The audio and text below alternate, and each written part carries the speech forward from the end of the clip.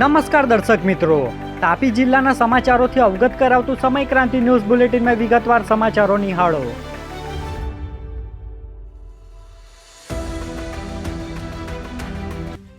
Ukai J K paper મિલની સામે આવેલ guest હાઉસમાં આગ લાગી. ફાયરની ટીમે આગ પર કાબૂ મેળવી એક વ્યક્તિનું રેસ્ક્યુ કરવામાં આવ્યું. તાપી જિલ્લામાં આવેલ ઉકાઈ જેકે પેપર મિલ નજીક આવેલ ગેસ્ટ હાઉસમાં અચાનક આગ લાગી જતા ફાયરના અધ્યક્ષ રણછોડભાઈ ગામિત દ્વારા સોંગઢ ફાયરની ટીમને જાણ કરવામાં આવી હતી, જેમાં આગ પર ફાયરની ટીમ દ્વારા કાબૂ મેળવી લીધો હતો. જ્યારે આગમાં એક કર્મચારી ફસાઈ જતા જેનું રેસ્ક્યુ કરવામાં આવ્યું હતું, તો બીજી તરફ આગ લાગવાનું ચોક્કસ કારણ જાણી શકાયું નથી. વાલોડમાં સી ટીમ દ્વારા હોળી ધૂળેટીની ખુશી અને જાગૃતિ કાર્યક્રમ કરી ઉજવણી કરવામાં આવી. વાલોડ પોલીસ મથક વિસ્તારમાં હોળી ધૂળેટી તહેવાર નિમિત્તે વાલોડની સી ટીમ દ્વારા સિનિયર સિટીઝન તેમજ મહિલાઓ અને બાળકોની મુલાકાત લઈ જાગૃતિ આપવામાં આવી હતી, જેમાં લોકોને વિવિધ કાયદા અને અધિકારો વિશે માહિતગાર કરવામાં આવ્યા હતા. સાથે જ બાળકો માટે કલર અને પિચકારીનું વિતરણ કરીને તહેવારની મજેદાર ઉજવણી પણ કરવામાં આવી હતી, જેમાં કર્મચારીઓ અને પોલીસ અધિકારીઓ જોડાયા હતા.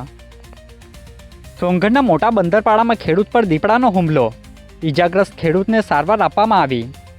સોંગઢ તાલુકાના મોટા બંદરપાડા ગામે ખેતરમાં કામ કરવા ગયેલા ખેડૂત હરિસિંહભાઈ ગામિત પર ખૂંખાર દીપડાએ હુમલો કર્યો હતો. અચાનક થયેલા આ હુમલાએ દીપડાએ તેમના હાથ અને પીઠના ભાગે પંજા મારી ઈજાઓ પહોંચાડી હતી. હુમલાની ઘટના બાદ આજુબાજુમાં કામ કરતા લોકોએ બૂમાબૂમ કરતા દીપડો ત્યાંથી ભાગી છૂટ્યો હતો, જ્યારે ઈજાગ્રસ્ત ખેડૂતને તાત્કાલિક સારવાર માટે ખસેડવામાં આવ્યા હતા. જે ઘટનાને પગલે ગ્રામજનોમાં ભયનો માહોલ ફેલાયો છે અને દીપડાને ઝડપી લેવા માટે વન વિભાગ દ્વારા તાત્કાલિક પાંજરું મૂકવાની માંગ ઉઠી છે. તાપી જિલ્લા પોલીસ દ્વારા નિઃશુલ્ક તાલીમ વર્ગ બાબતે ડીવાયએસપી દ્વારા મીડિયાને માહિતી આપવામાં આવી. તાપી જિલ્લા પોલીસ ભવન ખાતેથી ડીવાયએસપી પીજી નરવડે દ્વારા જિલ્લાના ઉમેદવારો માટે નિઃશુલ્ક તાલીમ વર્ગનું આયોજન કરવામાં આવતા મીડિયાને માહિતી આપવામાં આવી હતી. દિન 30ની ઇન્ડોર તાલીમનું આયોજન કરવામાં આવેલ છે, જેમાં યુવાન તથા યુવતીઓએ કે જેઓ પોલીસ, લશ્કરી દળ તથા અર્ધલશ્કરી દળ તેમજ સરકારશ્રીની જુદી જુદી યોજનાઓમાં પોતે જોડાવા ઈચ્છતા હોય તેવા ઉમેદવારોએ પોતાનું ફોર્મ ભરવાનું રહેશે.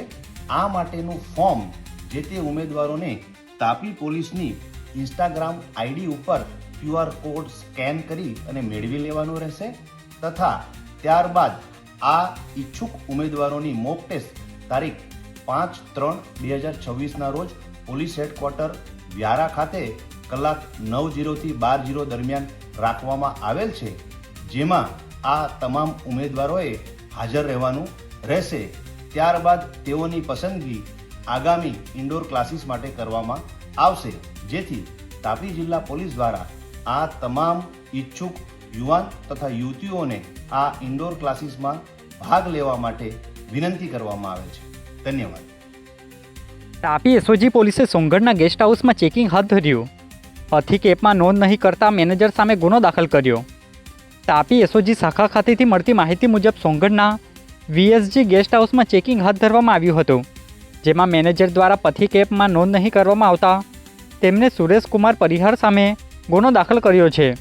અત્રે ઉલ્લેખનીય છે કે ગત દિવસો દરમિયાન 2 જેટલા આરોપી ગેસ્ટ હાઉસમાં રોકાયા હતા, જેની નોંધ નહીં મળતા પોલીસે કાર્યવાહી હાથ ધરી હતી. કુકરમુંડા પોલીસની હોળી ધૂળેટી પર્વની અનોખી ઉજવણી, સિનિયર સિટીઝનોની શુભેચ્છા મુલાકાત લેવામાં આવી. કુકરમુંડા પોલીસ દ્વારા હોળી ધૂળેટી તહેવાર નિમિત્તે વિસ્તારમાં રહેતા સિનિયર સિટીઝનોની સૌજન્ય મુલાકાત લઈ પર્વની અનોખી ઉજવણી કરવામાં આવી હતી. આ અવસરે વડીલોને મીઠાઈ અર્પણ કરી તહેવારની હાર્દિક શુભેચ્છાઓ પાઠવવામાં આવી હતી, જેમાં પોલીસ અધિકારી સહિત કર્મચારીઓ જોડાયા હતા. વ્યારાના બાલપુર ગામે 65 વર્ષીય પુરુષ ઝાડ પરથી પટકાતા સારવાર અર્થે ખસેડવામાં આવ્યા. તાપી જિલ્લાની વ્યારા સિવિલ હોસ્પિટલ ખાતેથી મળતી માહિતી મુજબ બાલપુર ગામે કામ કરી રહેલા 65 વર્ષીય રમણભાઈ ચૌધરી અચાનક ઝાડ પરથી નીચે પટકાતા શરીરે ઈજાઓ પહોંચી હતી, જે બનાવને લઈ ગળત ખાતે પ્રાથમિક સારવાર લીધા બાદ વધુ સારવાર માટે વ્યારાની સિવિલ ખાતે ખસેડવામાં આવ્યા હતા, જ્યાં તબીબ દ્વારા જરૂરી સારવાર આપવામાં આવી હતી.